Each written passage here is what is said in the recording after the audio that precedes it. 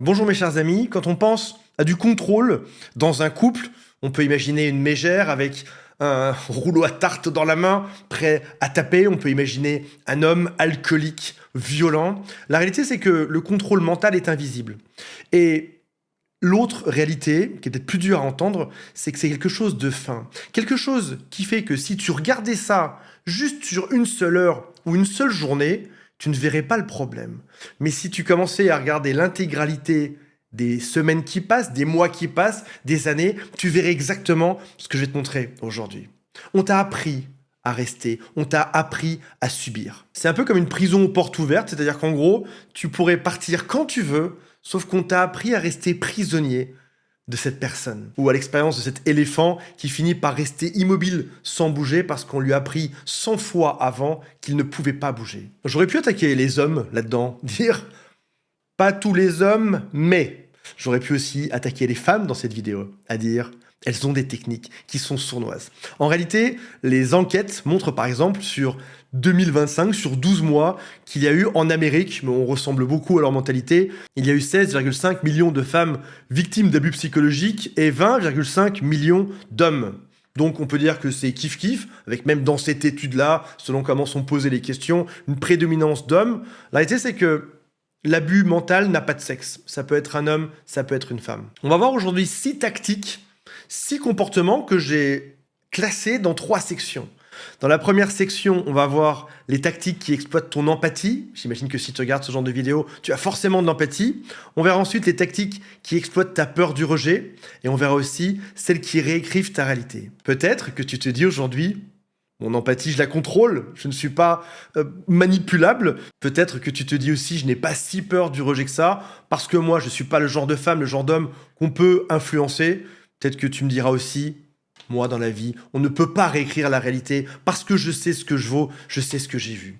Et je pense que tu vas être surpris de découvrir qu'il y a beaucoup de choses qu'on va voir ensemble aujourd'hui qui sont tellement fines que tu t'es peut-être laissé avoir sans même t'en rendre compte. Je tiens à nuancer aussi ces propos aujourd'hui si jamais c'est des comportements occasionnels, que tu l'as vu une fois ou deux dans un couple, ça ne fait pas de cette personne un abuseur.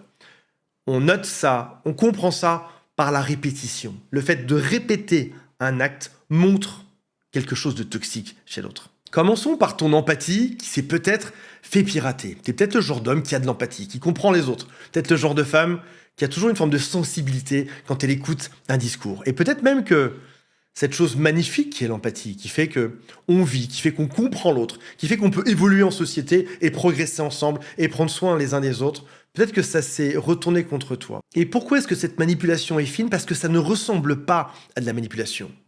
T'as plutôt l'impression de quelqu'un qui est blessé au quotidien. Par exemple, tu vas donner tes limites, tu seras l'égoïste. Je te donne d'autres exemples dans un instant. Peut-être aussi que tu as été culpabilisé à outrance. Et qu'on comprenne bien, ce n'est pas une domination par la force, par le poing, ni même par le rouleau à pâtisserie. C'est quelque chose qui est bien plus fin. C'est quelque chose qui s'installe dans le temps. Par exemple, tu vas annoncer un soir que tu sors avec tes copains ou tes copines. L'autre ne s'y oppose pas. Et c'est très important. Il ne t'a jamais dit « n'y va pas », ne les rencontre pas. Cette personne te dira « vas-y, c'est bon, je resterai seul comme d'habitude », peut-être même avec un petit sourire, quelque chose de triste. Tu vas à cette soirée, mais tu te sens pas bien, parce que tu as l'impression de l'avoir abandonné. L'autre t'a dit d'y aller, mais avec un certain ton, une certaine façon de faire. Et dans cette soirée, tu vas passer ton temps à regarder ton téléphone, voir si tu n'as pas eu des SMS de l'autre. Peut-être même que tu en auras en réalité. Ça va, tu t'amuses bien pendant que tu m'as oublié. Ça va, tu rigoles bien. Et parce qu'à chaque fois, ça va se répéter. Retiens bien ça. On parle d'une domination par la répétition. Des petits actes de correction qui t'emmènent à te comporter différemment. Au bout de 6 mois, tu ne proposeras même plus de sortir. Parce que tu sais une chose, à chaque fois que tu sors, il y a un problème.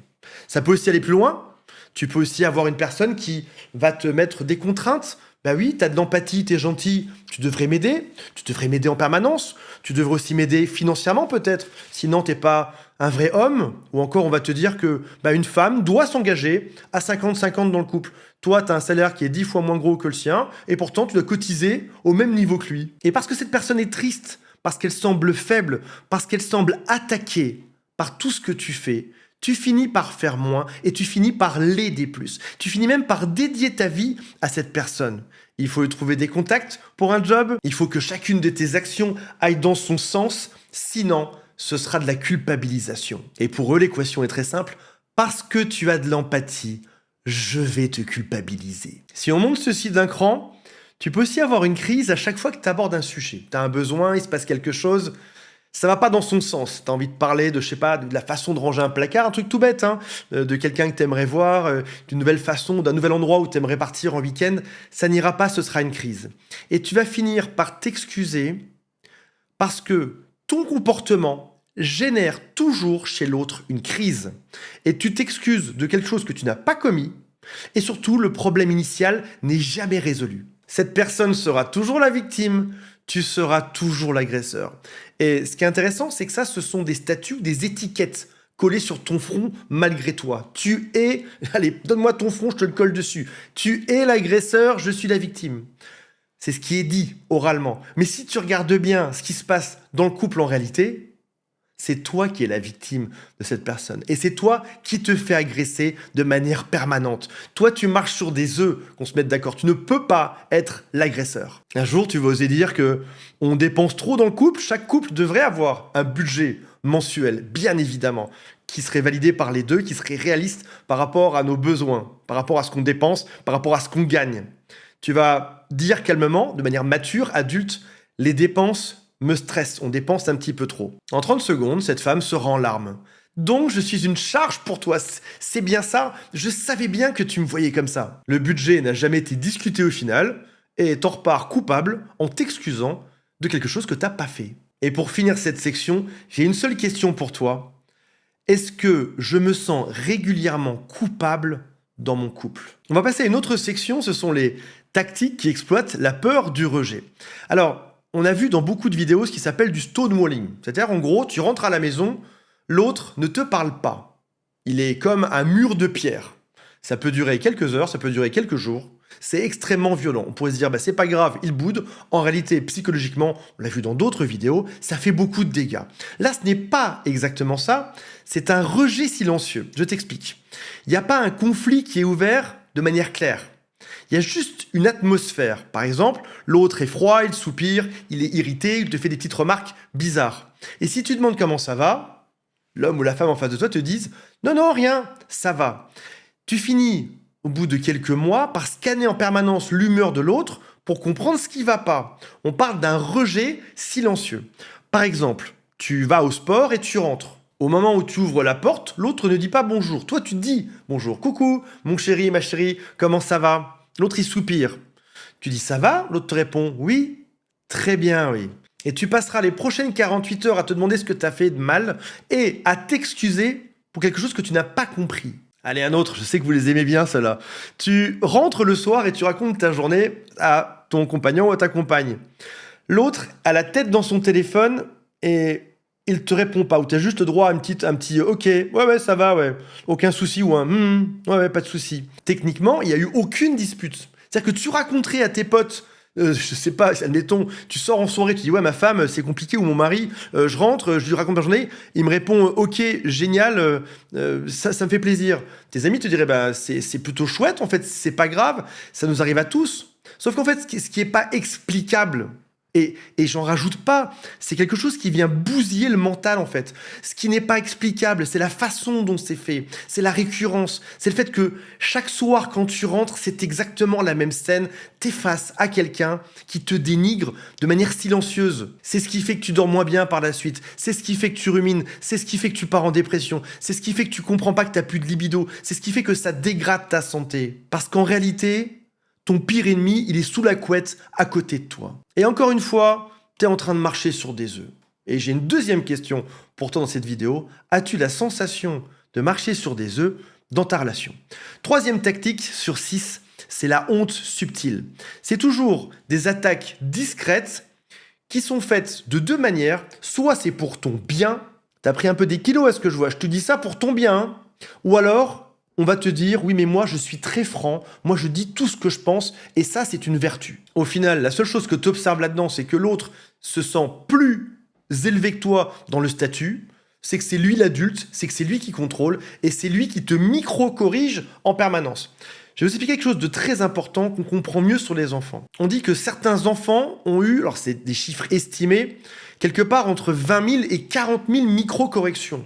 C'est le fameux tiens-toi plus droit, ne dis pas ceci, fais cela, comporte-toi comme ci, comme ça. C'est-à-dire qu'il y a des enfants qui ont été corrigés de manière microscopique des dizaines de milliers de fois dans leur vie, dans leur enfance. Est-ce qu'à votre avis, un enfant qui a été autant rectifié dans son enfance sera tranquille, heureux, zen et relax à l'âge adulte?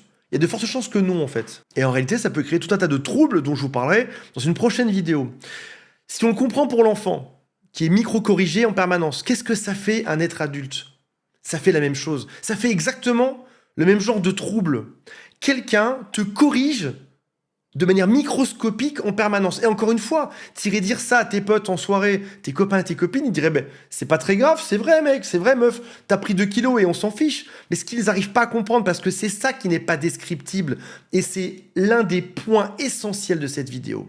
Ce que tu vis n'est pas descriptible facilement. Et la réalité, c'est que tu te retrouves avec des critiques permanentes, pendant toute la relation, chaque jour, parfois même chaque heure. Et bien évidemment, tu vas perdre confiance en toi, tu vas te sentir dévalorisé et tu seras jamais à la hauteur. Tu gères un dossier de la maison où tu es en train de cuisiner quelque chose, l'autre te corrige. Non, fais plus comme ci, fais moins comme ça. Lorsqu'on est en public, l'autre se moque ouvertement de toi. Chaque incident pris séparément est minuscule. Mais cette personne le fait tout le temps. Tout ceci va bien évidemment aller avec de l'isolement. Encore une fois, jamais en frontal. On récupère un peu le premier point. Ce sera des plaintes constantes sur ton entourage. De toute façon, ta mère, elle te descend toujours. Ton meilleur ami, regarde, il se comporte comme ci, comme ça. Il va te trahir un jour. C'est des remarques négatives sur tout ce qui t'entoure.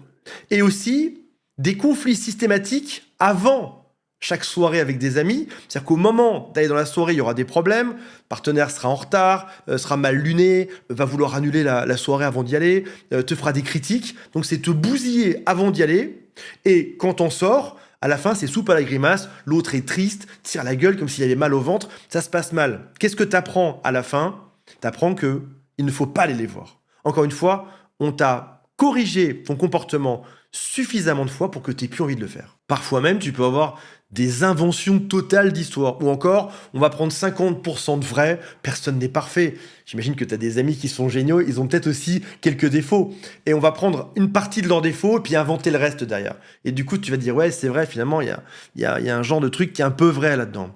Ton frère te méprise, je le sens. Tes potes, c'est des gamins, ils te tirent vers le bas. Tes copines, elles te montent la tête. Elles sont toutes célibataires, c'est pas un hasard. Tout à l'heure, je vous ai dit qu'il y avait 3 sections. Et je vous ai dit probablement que vous pensez au début de vidéo que vous n'avez jamais été victime de ça.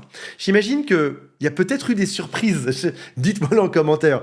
Peut-être que vous dites, tiens, finalement, Pétavin avait raison sur certains points. C'est vrai qu'en effet, je reconnais beaucoup de choses dans mon couple actuel ou dans des couples d'avant, de la section 1 et de la section 2, alors que je ne pensais pas l'avoir vécu. Maintenant, on va voir si la section 3 vous concerne aussi ou pas. Et avant d'aller plus loin, je vous rappelle qu'il y a un quiz en dessous qui s'appelle « Est-ce que cette personne est perverse narcissique ?» J'ai revu entièrement le design et toutes les questions et le système de score et tout ceci, c'est juste en dessous. Alors ce genre de couple ira très souvent avec la chose la plus addictive qui est comparée à une drogue dure, qui est la récompense intermittente. On en a parlé dans la vidéo précédente il y a 2 jours. C'est-à-dire qu'en gros, tu vas alterner les phases de froid avec tout à coup une phase de chaud. Mais les phases de froid sont aléatoire, tu ne peux jamais savoir au moment où tu rentres chez toi si tu auras une super soirée, la meilleure de ta vie ou la pire de ta vie, et les récompenses sont également aléatoires. C'est ce qui fait que quand on va au casino, on reste autant accro, addict, entre 4 murs, sans voir le soleil, tout est fermé, pour que tu restes dedans. Là c'est pareil, tu as des récompenses de manière aléatoire. Si la relation n'avait que du mauvais, tu ne resterais pas dedans. Donc il y a du mauvais, tout d'un coup une récompense, du mauvais, et c'est ça qui rend le cerveau accro. Tout à coup, il revient avec une chaleur soudaine, de l'affection, des fleurs, des cadeaux, un week-end quelque part. C'est la même énergie qu'au tout début de la relation. Bien évidemment, ça ne durera que quelques jours, ça va retomber juste après. Et on est encore une fois sur du conditionnement qui est lent. C'est au fil de la relation qu'on va t'en faire de plus en plus. 6e et dernière tactique, c'est la distorsion de la réalité. Là, c'est une personne qui va changer complètement ce qui s'est passé. Par exemple, vous avez une dispute la veille et le discours que cette personne tient n'est pas le même que celui que tu as dans ta tête. Et qu'on se mette d'accord, 90% de ce que l'autre dit est vrai. Mais il y a 10% qui sont faux ou inventés ou distordus ou alors mal attribués à la mauvaise personne. Et il y a une phrase que j'aime bien qui dit « Lorsqu'il y a une dispute, regarde qui va raconter à tout le monde, à tous vos amis, sa version, sa vision de l'histoire en premier. » Et c'est très certainement celle qui a inventé. Et tu remarqueras qu'il y a des doubles standards. En gros, c'est fais ce que je dis, mais pas ce que je fais, parce que moi, je peux faire différemment. Une réécriture d'une partie de l'histoire, même s'il y a 1% qui est changé. Toute cette histoire peut être contre vous. Parce que quand on change une histoire, bien évidemment, ça change aussi le responsable de cette histoire. Ça peut être aussi une mémoire sélective. Tiens, c'est bizarre, on se rappelle d'une partie, mais pas de l'autre. Ou encore, on va réinterpréter tes intentions. Quand tu as fait ceci, ce que tu voulais faire, c'était cela sur moi. Et finalement, la troisième question que je vous pose dans cette vidéo, c'est qui décide dans votre relation de ce qui est réel ou pas? Est-ce que c'est toi qui as décidé de ce qui était réel? Peut-être même vous deux, chacun sa réalité, ce qui est possible aussi. Ou est-ce que c'est l'autre, c'est la réalité de l'autre qui a toujours été pris en standard pour votre relation? Ce que l'autre pense est toujours la vérité. Ce que toi tu penses est à peu près toujours faux. Par exemple, cette personne t'avait promis de ne plus fouiller dans ton téléphone. Il va te répondre « Je n'ai jamais dit ça ». Tu déformes tout, et de toute façon, si tu n'avais rien à me cacher, on n'en serait pas là aujourd'hui. Tu étais la victime d'une personne qui vient fouiller ton intimité. Tout d'un coup, tu deviens le bourreau. La veille au soir, il y a une humiliation devant tous tes amis. L'autre te répond « T'es fou, t'es folle, je n'ai jamais dit ça, t'es parano, c'est moi qui devrais être vexé que tu m'accuses aujourd'hui. » Et quatrième et dernière question, qui finit toujours par s'excuser dans votre couple? J'aimerais faire une conclusion qui est probablement aussi importante que toute la vidéo aujourd'hui. On essaye souvent d'arranger la situation. On se dit, si je marche sur des œufs, si je fais attention, si je suis plus gentil, si je parle au bon moment, si je me comporte comme ci ou comme cela, alors ça marchera mieux. Et on se dit, mon partenaire a peut-être des soucis, peut-être une forme d'agacement, de colère, peut-être qu'il n'est pas bien dans sa vie. Et si jamais j'aide suffisamment, si j'utilise ma belle empathie, ma gentillesse, ma patience, alors à un moment donné, ça va se rétablir et se rééquilibrer et on sera heureux. Mais pose-toi cette question aujourd'hui. Est-ce que tu es en train de réellement arranger la situation ou est-ce que tu n'es pas face à une personnalité? Une personnalité qui existait déjà bien avant toi, qui existe avec toi et bien après toi. Ce genre de personnalité, ce genre de masque, ce genre de rôle comme au théâtre, c'est une personne qui a toujours raison, qui est toujours de mauvaise foi, qui te corrige tout le temps, qui a besoin de te rabaisser, de t'humilier, de mentir, de transformer. Admettons que demain, dans un autre registre, un ami se retrouve à la rue, il perd son job, il vient te voir, il te dit « Est-ce que tu peux m'aider, m'héberger quelques jours ?» Il avait un statut, il tombe bas. Et c'est l'enfer pour lui.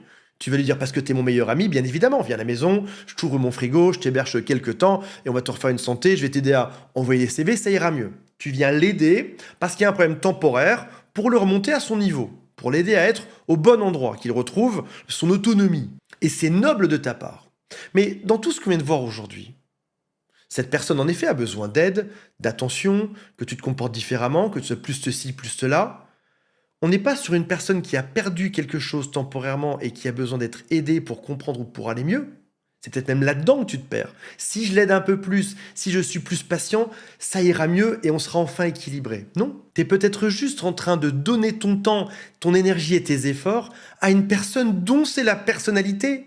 Quoi que tu aides, même si t'emmenais des lingots d'or carrés, l'autre voudra avoir des lingots d'or ronds. Si jamais tu te tordais dans tous les sens, ça n'irait jamais. Si jamais tu marchais que sur un pied, il faudrait qu'en plus t'aies un plateau repas à droite, un lustre à gauche et que tu sautes alternativement 1 mètre sur 2. Quoi que tu fasses, ça n'irait jamais. Parce qu'il y a des gens dont c'est la personnalité. Et le gros souci des gens qui tombent là-dedans, comme moi pendant longtemps, probablement comme toi aussi, c'est que tu te dis, si j'aide un peu, ça va s'améliorer. Sans comprendre que aider ne changera rien. Donner plus ne changera rien. Tu es face à une personnalité dont c'est le style. Son style, c'est de bousiller. Son style, c'est de contrôler. Son style, c'est de détruire. Son style, c'est de te rabaisser. Son style, c'est de te dominer. Et on pourrait se dire, ces personnes sont atroces, Comment est-ce que c'est possible? La réalité, c'est que c'est une stratégie de survie. Toi, peut-être que ta stratégie de survie sur Terre, c'est de bosser, d'être gentil, d'être serviable et d'être reconnu pour tout ce que tu fais de bien sur Terre.